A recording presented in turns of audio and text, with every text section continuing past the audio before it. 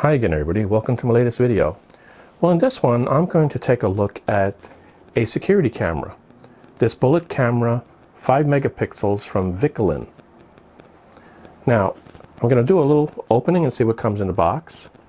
I believe it is a camera that requires power over Ethernet, and I'm going to compare it to one that cost about the same amount in the $70 to $80 range. And this is my REOLINk RLC810A, which is also a bullet camera. However, this one is supposed to be 8 megapixels. So there will be a quality difference between the two, but hopefully it'll be close enough to tell, whether or not this thing performs. So let me go ahead and open this up and take a look. Let's see what's in it. No tape. Well, it looks like it's got some instructions. I'll take a look at that separately. It's got a template for mounting it on a wall, inside or outside. This is an inside and outside camera, by the way. And it's got some other quick access information related to the company, VIKYLIN. What's in here? It looks like it has the encasement. This is very similar to the REOLINk. It allows you to protect from the weather the power and Ethernet cables that are coming out of this. And it's got some mounting screws and some anchors, plastic anchors to go along with it. The camera itself, I think that's it. That's the only thing in the box. Well, as I suspected, it has the adapter for the power. If you don't have power over Ethernet, they give you the ability to put a 2.5 millimeter power adapter connected to this. I think I have one of those downstairs, but I'm not going to try that part of it. I'm going to do power over Ethernet just to see how that works. I have myself power over Ethernet adapter for 8 ports. I don't yet have my switch in place for power over Ethernet through the entire home, so I'll have to use that for now. What's in here? The camera looks interesting. It's got a protective coating on it. I'll do a tear on this and see what it looks like. It's supposed to have both day and night, so we'll test that out and see how it looks. And like I said, I'm going to compare it to the REOLINk to see what the difference is between the two. So let me hook this one up along with the REOLINk, and we'll see what they look like. I'll try to bring them up on the computer because they should be accessible through the internet, and we'll see. Okay, before I get into the actual demonstration of this for the camera, I was trying to set this up and I ran into some issues I'd like to point out right off the bat. First of all, it does not use DHCP in order to get its IP address. It is hard-coded in there. I believe it's 192.168.1.64, but I'll double check and show you in a bit. The second thing was, even with putting that into the software, it still didn't see it. I had to remove this little opening here, this little cover. And in there are two things. There's a place where you can put an SD card, so you can actually record video to the camera itself on that SD. There is menus for doing that in the configuration of this. And there's a reset button. And in order to get this thing to work, I had to hold down that reset button for just over 15 seconds. And once I did that, I had a scanner up already, and I could see that the camera was then recognized. So I wanted to point those things out before I get into the testing for you. So let's go ahead and I'll show you what I ran into and how it worked. And also how it compared to the REOLINk one, which is very similar in terms of style and also the price. Okay, the first thing we have to do is install the software, the actual utility that is used to capture some of the camera footage. So here's the actual web page for the camera, VIKYLIN.com, and I went to /software. And in here is something called the VK tool. And I want to use the VK tool, which is called VK Look for Windows. There's also a Mac version and a couple of other options. But we want the Windows one, so we'd come over here and we would download it. Takes a little bit, but eventually it downloads. It's quite large. Okay, once it's downloaded, I always like to go to a folder. And I will take this and I will move it to another folder so that I have it saved. Copy it in here. And then you need to unzip that. So I just right click on it and say extract all. And there it is. It's now fully installed, and I have a local copy of it in case I need it again. Save that for later. So to install this, let's just run it and see what we get. Okay, here we go. It's now picking all the options. I'll just take the default on all of this and see what happens. Let's install it. And it says it's complete installation. So let's do a finish, say OK.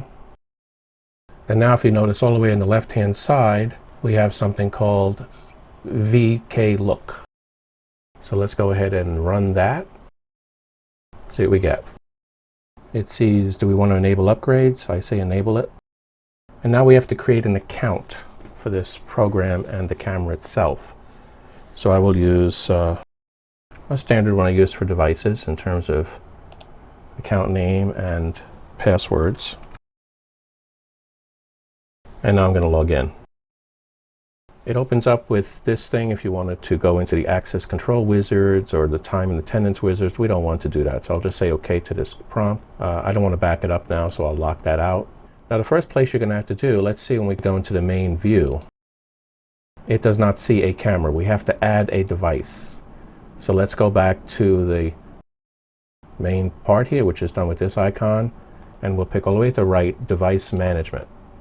Now right now there is no device. It did not automatically detect it. Now as I said earlier, it had trouble because it was a fixed IP address, and I created a separate segment for that on this test computer. But what I have to now do is either go to the message I got from the vendor, which told me what the address range would be, 192.168.1.x, or I'll just go ahead and run my advanced IP scanner and see what it comes up as. I don't have much here. That's my router. That's this test bench. It sees another IP that I had on but turned off. That's why it's grayed out. And now it saw one at 0.64 that is active. And that is the actual camera. If you look up the MAC address on the camera itself, it will match. So I need to use that address and create a device. So I have to hit add, give it a name. I'm just going to call it net. The address has to match what we see there, which is a static IP address. Give it the same username I had before and password. And I'm going to say add it. And there we go. It actually sees a serial number now. It sees that the thing is actually online. So now we have a camera identified. Let me go back to the main view. I'm going to pick this one. And you see net here. What I have to do is hit this little go here to turn the camera on to the program. And there we go. You see me on the camera now. Okay, I can play with it. It's sitting here. I can move it around the room if I wanted to. Okay, so it works. It's a pretty decent picture. It is high def. I'm going to also compare this to my REOLINk camera that's very similar that I mentioned earlier. That's what this looks like. Let me show you some things though you're going to have to take a look at. Okay? If you click on this little, this is the assigned camera that I gave to it, or camera group that really is. There's a camera 1 in there for that group. If I click on these 3 little dots here, you will then see that we can do something called remote configuration. It has basic settings and advanced settings. Let's take a look at the basic settings. Now this is actually going to go into the camera itself because that's where these settings are stored. And there we go. It's actually in the camera pulling these settings from the camera itself. So I can look at a lot of different things. If I wanted to change, for example, the IP address, I could change it here. I could also now turn on DHCP by checking this box. I could change net mask, whatever I want to change regarding the network. Then we have things like advanced settings, which you can have it automatically email you information, alerts, whatever else you want to do. There's a lot of options to this. I'm not going to go into all that in this brief video, but let's say you wanted to go through and set the system settings on the camera. We can do the time settings, and by default it doesn't have NTP on. I had turned that on earlier on that camera, so you might want to do that, or you could manually set the time, either way.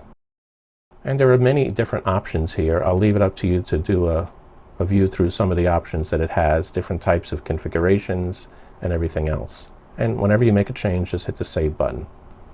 With that, I think that's good for a brief introduction to this camera. Let me now do a comparison of it to the other camera that I have from REOLINk. Okay, so now you see two cameras side by side. The one in the lower left is the VIKYLIN, and the one in the upper right is the REOLINk. Two cameras, about the same price range, $70 to $80 range. They both happen to be the same types of cameras as I indicated earlier. And this is what they look like. I didn't play with any of the colors or anything like that. Let's just show you out of the box how they look. So what do you think? Now, if you'd want to see more information about some of the configurations on the VIKYLIN, I could make a separate video about that, but I'm not going to go into that level of detail in this initial introduction. Just to give you a taste of what it took to install it, which was a bit challenging, and also what it looks like compared to a competitor type camera. I have both of these connected directly to the router, so they're going through a power over Ethernet PoE, and coming out the other end split between the power and the actual Ethernet signals. So they're done exactly the same way right now.